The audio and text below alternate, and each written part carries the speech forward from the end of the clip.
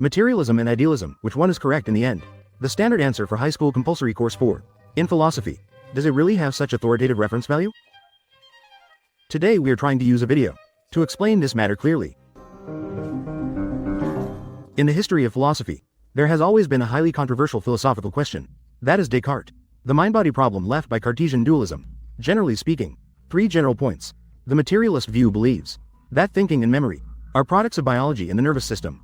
However, Descartes' mind-body dualism believes that thinking and consciousness are fundamentally different from the material world. Mental entities and material entities exist independently and in parallel. In other words, mental entities are not influenced by the material world. Which of these two views is the correct one?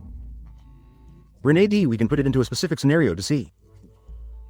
First, we can imagine a teacher named Wang. This teacher Wang is a political teacher at Bisho Temple. He is also a staunch materialist. If scientists clone teacher Wang, the clone and teacher Wang have the same thoughts and memories. They can speak about the curriculum of Bisho Temple just by opening their mouths. Speak fluently.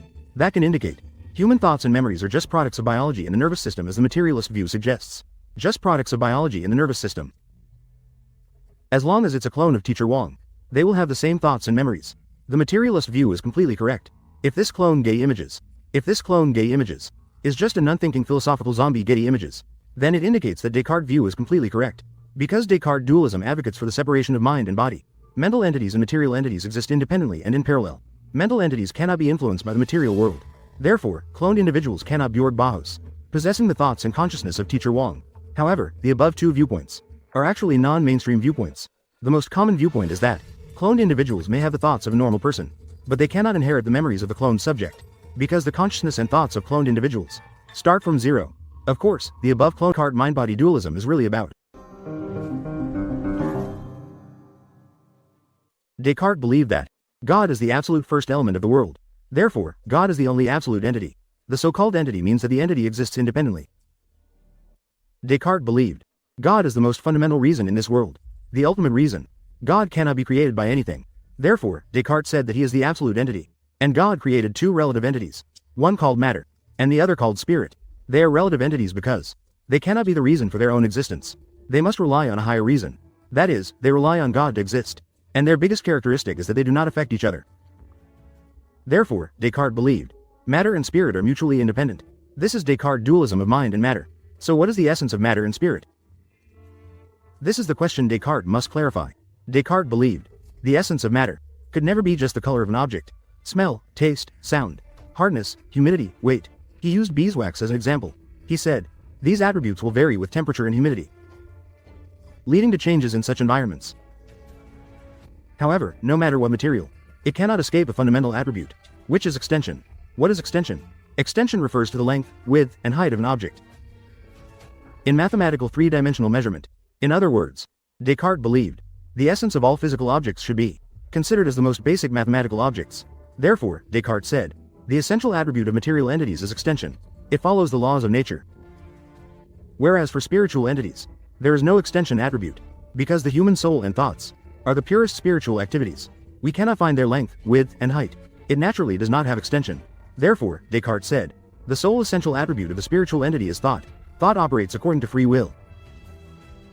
This is fundamentally different from extension, which is purely physical. In mathematical terms, the attributes are completely different. Therefore, Descartes also believed that they are independent of each other. They do not interfere with each other. In other words, Descartes neither acknowledges that matter determines the mind, nor does he acknowledge that the mind determines matter. Both follow their own paths without contradiction.